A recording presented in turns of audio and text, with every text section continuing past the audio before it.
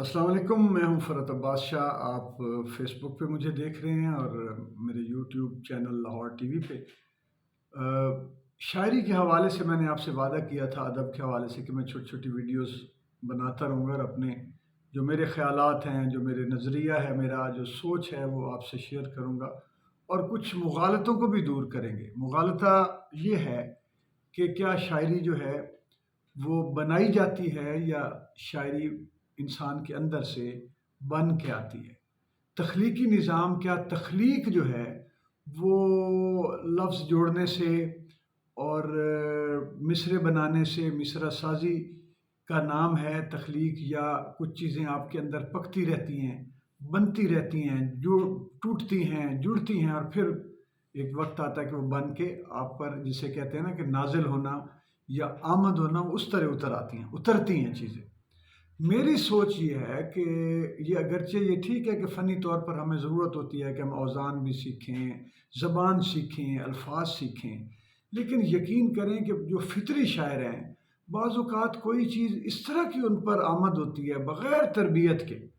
یا چھوٹی موٹی تربیت کے ساتھ، کہ جو باقاعدہ پچھاڑ جاتی ہے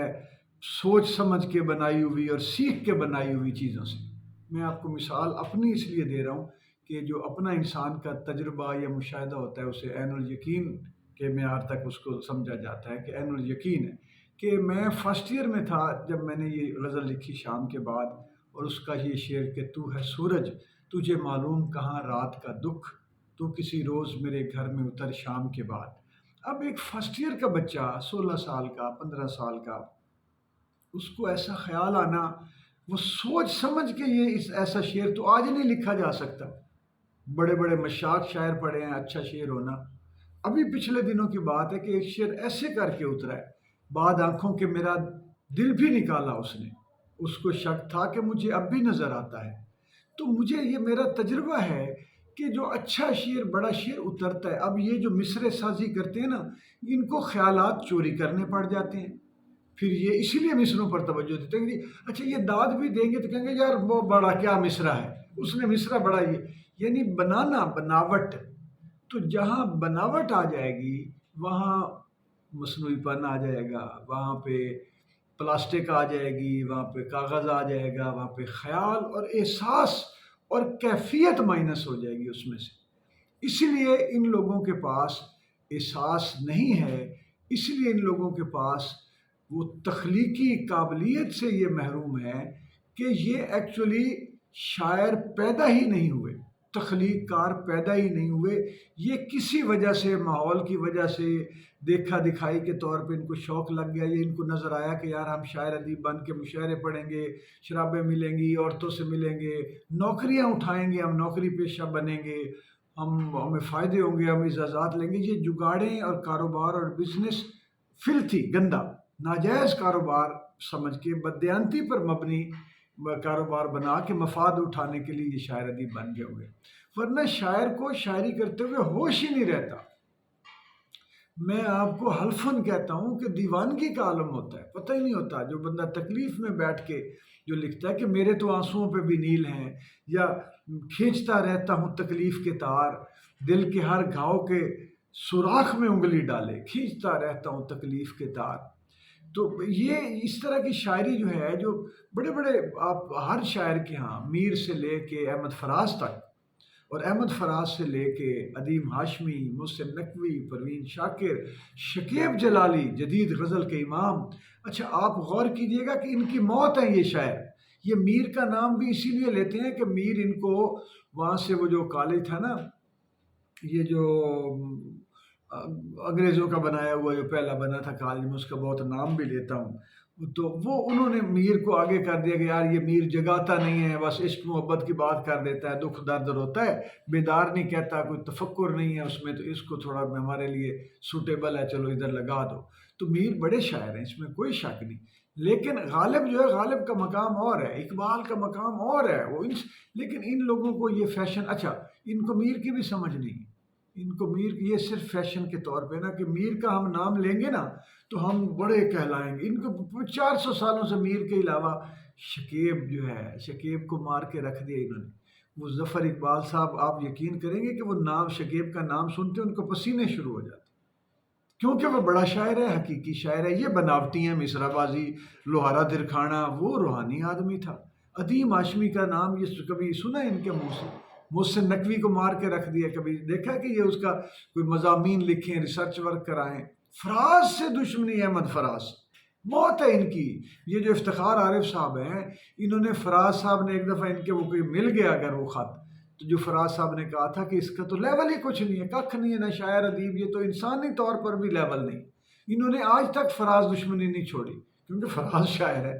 تو شاعروں سے ان کی جان جاتی ہے۔ ان کو مصرع، ان کو جو ہے نا خیال نصیب میں نہیں ہے، تو یہ کہتے ہیں جی خیال تو پھر نیا ہوتا۔ بھائی نیا خیال نہ ہوتا تو آج دنیا، یہ فریج بھی نیا خیال تھا تو آج ہم اے سی بھی نیا خیال تھا، گاڑیاں بھی نیا خیال آج یہ جو ہے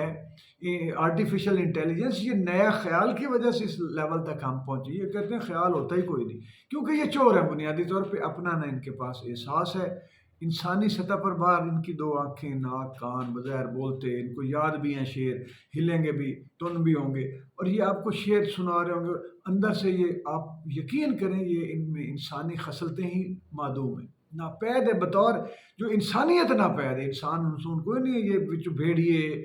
خونخوار درندے، اس طرح کی خصلت ہے ان کی، اور یہ قابل نفرت ہے۔ اور اب یہ کر یہ رہے ہیں کہ ہمارے جو ادب ہے، ہمارا شعر ہے، ہماری تخلیق، اس کو دھندلا رہے ہیں۔ مفادات ادھر بھاگ، کانفرنسیں کرا، جشن کروا، نوکریاں جھپٹ، اور ان کو جھپٹ جھپٹ کے جو جینون ادیب ہیں ان کو کارنر کر رہے ہیں سائڈوں پہ، اور جو فضا خراب کرنے والے لوگ ہیں، جو خوش آمدی ہیں، اچھا جو ان کے کہنے پر ان کی تقریبوں میں چلے جائیں اور ترس رہے ہوں کہ ہمیں بلائیں، ہمیں نہیں بلاؤ، تو ان سے بھی گھٹیا ثابت ہو گئے نا، کہ فیک اور غلیظ باتیں لوگوں کے انتظار میں ہو کہ یار ہمیں یہ فنکشن میں بلا لیں۔ شاعر ادیب ہوگا نا، وہ آپ کو باوقار، جو فطری شاعر ہوگا، فطری تخلیق کار ہوگا، جو صاحب علم ہوگا، صاحب بصیرت ہوگا، وہ اپنا وقار کبھی مجروح نہیں ہونے دے گا۔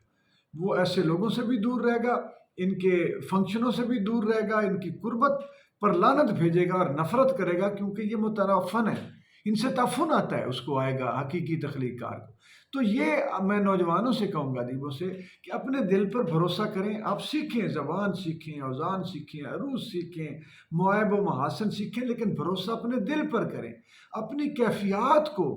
اپنے احساسات کو، اپنے جذبات کو ترجیح دیں مصرے گھڑنے پہ، جعلی مصنوعی شعر بنانے پہ۔ تکلیف میں آئیں تو قلم کے ساتھ رشتہ مضبوط کریں، خوش ہوں تو قلم میں لکھیں، محبت، نفرت، غم، غصہ،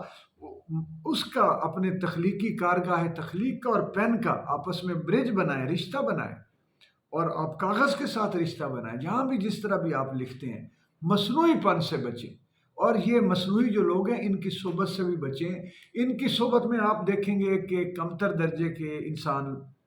جو انسانی لیول بھی کم ہوگا، تخلیق کار تو وہ ہوں یا آپ ہوں گے ہی نہیں، وہ چور ہوں گے، جھوٹے بھی ہوں گے، مفاد پرست ہوں گے، وہ ان کے ساتھ کھڑے ہوں گے۔ کسی کو 2 ٹکے کے مشاعرے کا لالچ، کسی کو 2 ٹکے کی شہرت کا لالچ، تو ان کے